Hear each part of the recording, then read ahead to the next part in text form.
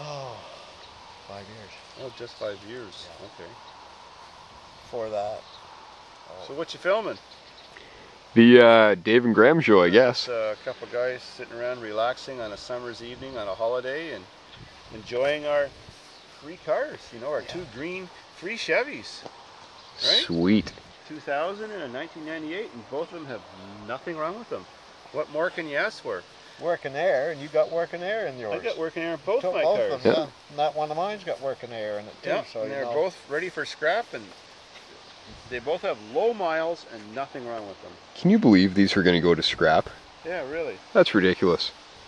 Working air conditioning and perfectly good cars. And awesome stereos, and they both have beer holders, and they both have working remote trunk locks and door locks. It works.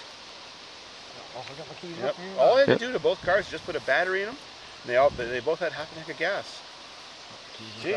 The worst thing is that Cavalier. The only thing that wasn't right was they didn't have beer in the trunk. I mean, other than that, they were ready to go. The worst thing was the Cavalier, and it's just got a little bit rusty rotors. They're a little warped, but That has rusty rotors too. They both sat a year and a half. but they're perfectly good. But they probably both had good brakes when they were parked. Yeah. But someone said that car was fucked. Well, if you get a car that the air works, the tilt works, the cruise works, and everything on the car works, and all it needed was a battery, and it's fucked, what's fucked about it? Yeah. Well, because I'm the Cavalier guy, Dave had me drive that as first thing when I got here. And it's perfect. Yeah. It's a perfectly good car. Yeah. There's nothing wrong with it. And this guy said the transmission's bad, but it's perfect. And I drove that up here, and it's perfect too.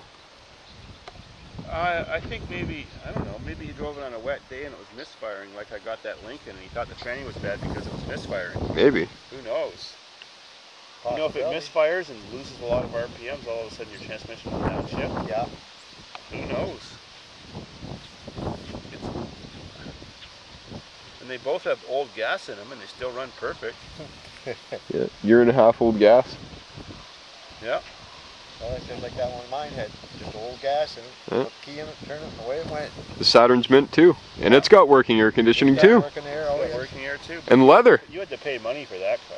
I had to pay You were a $100 sucker. for it. You actually had to pay money for Look, cars. I had to pay money for the car. Yeah, there you go. Because I went and I looked for cars, couldn't find any. Then I found I don't look for them. People call me.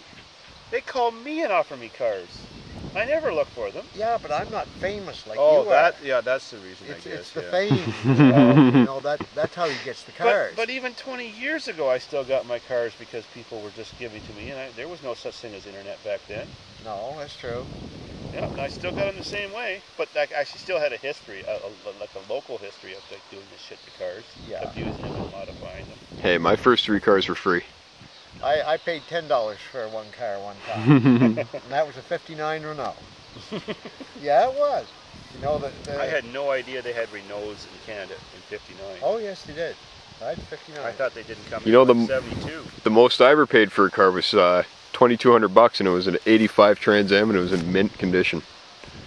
Well, So the most money you ever paid in your life for a Most car I was ever spent for a car. Probably the most money you ever had. See, there you go.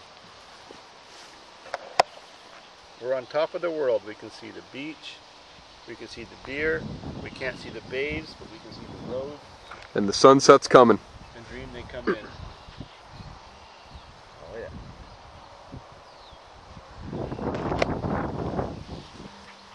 I think it's almost time to fire up the barbecue.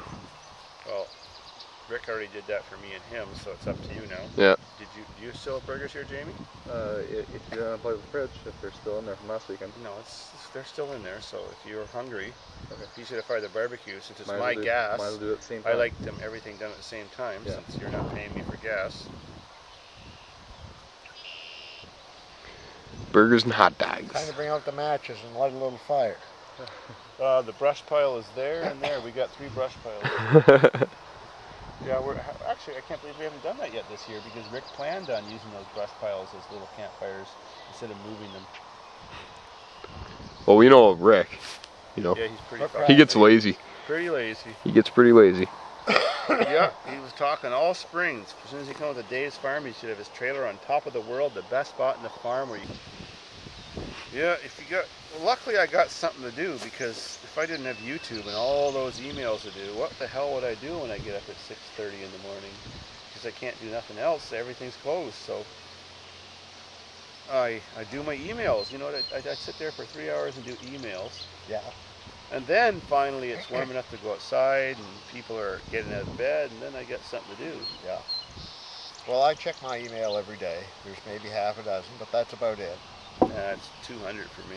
Yeah. Well, you're the celebrity. You know, what can you do? Well, This is Canadian Hollywood. There you go, eh? Basically, yes. Yep. Trailer Park Boys, more sophisticated on an upper level. Yes.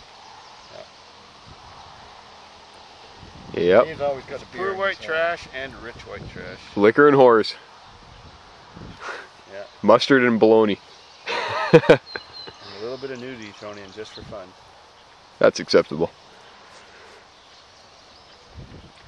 Very well. Mustard and bologna and something else, isn't it? What's that? Mustard and bologna and something else, isn't it? that mean? Let's see. Mustard and Cigarettes, dope, mustard, and bologna. Yeah. Yep. Liquor and whores. Liquor and whores. As per Bubbles. Yeah. Well, believe it or not, I'm from Nova Scotia, and my family's back there. And one of my daughters of my first marriage went to school with him. Went to school with Mike. Come from a very nice family in Thorburn, Nova Scotia. Mm-hmm. And they wouldn't say shit if they had a mouthful of it. And, you know, he was brought up Sunday school and all that. And look at him now, these kiddies and fuck. Kitty's Oh, fucking son. dope. Fuck. Yeah. The East has gone downhill. First it was just newfies, but now they're all fucked. Why the hell do you think I'm here? Yeah. Come to the province of opportunity. Yeah. Hey, what do you think about that earthquake, Dave? I unfortunately was in a car while it was happening, so I didn't feel it. But my dad lives on the 8th floor in an apartment. He felt it perfectly. Yeah? Yeah, it's 30 seconds long, and he didn't know what was happening for the first 10 seconds, and then he realized it must be an earthquake because apartment buildings amplify the sway. Yeah. I was actually just putting the motor back in that Honda Odyssey van, and I didn't feel a damn thing. Not at all. All of a sudden my phone started going off, and it was all text messages, and it was just people saying, holy shit, you know, did you just feel that? I said, what are you talking about? Like, you know, were you just smoking crack? But no. And then I found out apparently there actually was an earthquake, and I was kind of blown away by that. But then I heard maybe Quebec was just trying to break off from Ontario, which, you know, I'm completely cool with that. Damn them, they didn't succeed. Damn. But apparently they had a church crumble there and everything. Yeah, in Ottawa they had some bricks fall. Yeah. Tell there must have been some non-believers in that church.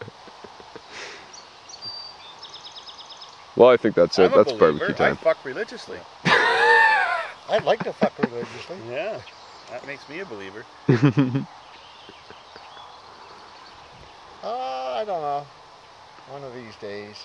One of these days. I think that was their first real earthquake from what I hear. I didn't feel it, so I'm kind of disappointed. There was one But in London about 9 or 10 years ago, and the same thing. I was at a downtown stoplight, and all of a sudden I heard it in the radio, and I said, damn it, I was in my car again. I couldn't feel it. Your suspension absorbs it. yeah, But then I met some people who said they were stopped, and they could see all the cars in front of them. They were from different cities, and they could see them, like, the roofs moving and stuff like that. And people were getting out of their cars, and everybody was looking at each other, wondering what happened. So some people in cars felt it, depending where they got the vibe. yeah. My friend was in Kitchener still. I was at my shop, which is about half an hour from Kitchener. And he said he thought he was at work. He was pulling a Saab SUV into the bay. And he thought somebody jumped on the back of it, one of their employees, and just started jumping around trying to fuck with them. And then when he looked back, and he found nobody there. So he felt it. I didn't feel anything. That was the spooks. Yeah. Ghosts. Well, at least it wasn't a chainsaw this time. Huh. That would have been more of a sawzall job. Oh, the haters are going to love this. Okay, see you down at the farm.